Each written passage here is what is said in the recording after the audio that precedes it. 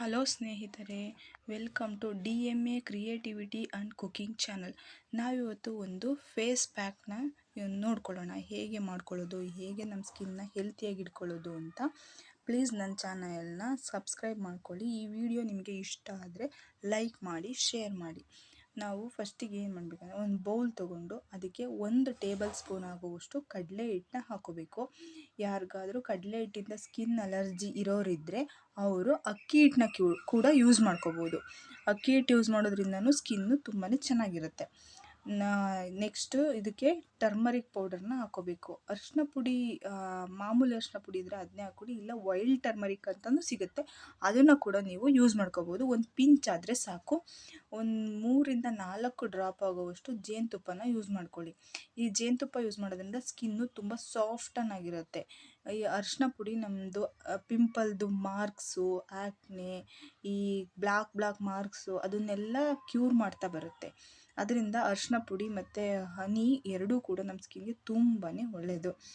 Next ಇದಕ್ಕೆ ಏನು add ಮಾಡ್ತಿದ್ದೀನಿ ಅಂದರೆ, ಒಂದು ಅರ್ಧ ಟೇಬಲ್ ಸ್ಪೂನ್ ಆಗುವಷ್ಟು ಎಣ್ಣೆನ ಹಾಕ್ಕೊತಿದ್ದೀನಿ. ನಾನಿಲ್ಲಿ ಕೊಬ್ಬರಿ ಎಣ್ಣೆನ ಯೂಸ್ ಮಾಡ್ಕೊಂಡಿದ್ದೀನಿ. ನೀವು ಬೇಕಾದರೆ ಆಲ್ಮಂಡ್ ಆಯಿಲ್ ಅಂತ ಯೂಸ್ ಮಾಡ್ಕೋಬೋದು, ಅಥವಾ ನೀವು ಯಾವುದಾದ್ರೂ ಸ್ಕಿನ್ ಟೈಪಿಗೆ ಯಾವುದಾದ್ರೂ ಆಯಿಲ್ನ ಯೂಸ್ ಮಾಡ್ತಿದ್ರೆ, ಕೆಲವೊಬ್ಬರು ಒಂದೊಂದು ಡಿಫ್ರೆಂಟ್ ಆಗಿರೋ ಆಯಿಲ್ ಯೂಸ್ ಮಾಡ್ತಾರೆ, ಅದನ್ನು ಕೂಡ ಯೂಸ್ ಮಾಡ್ಕೋಬೋದು.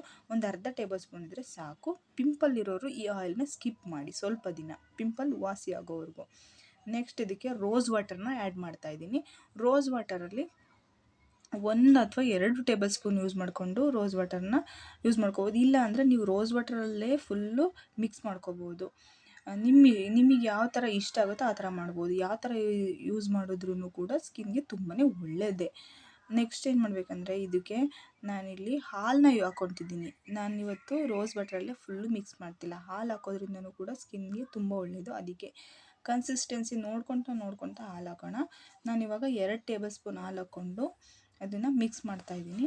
ಹಾಲು, ಅರಿಶಿನ, ಜೇನುತುಪ್ಪ ಇದನ್ನೆಲ್ಲ ಸೇರಿಸಿ ನಮ್ಮ ಫೇಸ್ಗೆ ಅಪ್ಲೈ ಮಾಡೋದ್ರಿಂದ ಸ್ಕಿನ್ನು ತುಂಬಾ ಹೆಲ್ತಿಯಾಗಿರುತ್ತೆ ಮತ್ತು ಗ್ಲೋ ಕೂಡ ಆಗುತ್ತೆ. ಕನ್ಸಿಸ್ಟೆನ್ಸಿ ನೋಡಿಕೊಂಡು, ತುಂಬ ಗಟ್ಟಿ ಇದ್ದರೂ ಫೇಸ್ ಪ್ಯಾಕು ಚೆನ್ನಾಗಾಗಲ್ಲ. ಇನ್ನೊಂದು ಸ್ವಲ್ಪ ಒಂದು 1/2 ಟೇಬಲ್ ಸ್ಪೂನ್ ಹಾಲು ಹಾಕ್ಕೊಂಡು ಅದನ್ನು ಮಿಕ್ಸ್ ಮಾಡ್ಕೊಳ್ಳೋಣ. ನಾನೇನು ಹೇಳ್ತಿದ್ದೆ ಹೇಳಿ, ಅದೇ ಸ್ಕಿನ್ನು ತುಂಬ ಗ್ಲೋ ಆಗುತ್ತೆ ಅಂತ.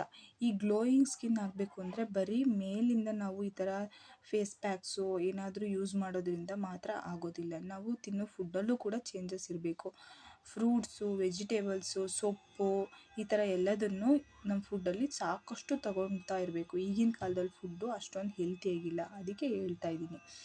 ಈ ಥರ ಕನ್ಸಿಸ್ಟೆನ್ಸಿ ಬರೋವರೆಗೂ ಇದನ್ನು ಮಿಕ್ಸ್ ಮಾಡಿಕೊಂಡು, ಆಮೇಲೆ ಇದನ್ನು ಫೇಸ್ಗೆ ಅಪ್ಲೈ ಮಾಡಿಕೊಂಡು ಒಂದು 10 ನಿಮಿಷ ಬಿಟ್ಟು ಫೇಸ್ನ ವಾಶ್ ಮಾಡ್ಕೊಳ್ಳಿ. ತುಂಬ ಬಿಸಿ ನೀರಲ್ಲೆಲ್ಲ ವಾಶ್ ಮಾಡ್ಕೊಳಕ್ಕೆ ಹೋಗಬಾರ್ದು. ನಾರ್ಮಲ್ ಆಗಿರೋ ವಾಮ್ ವಾಟರಲ್ಲಿ ವಾಶ್ ಮಾಡ್ಕೊಳ್ಳಿ. ಆಮೇಲೆ ಸೋಪ್ ಹಚ್ಚಿ ವಾಶ್ ಮಾಡ್ಕೋಬೇಡಿ.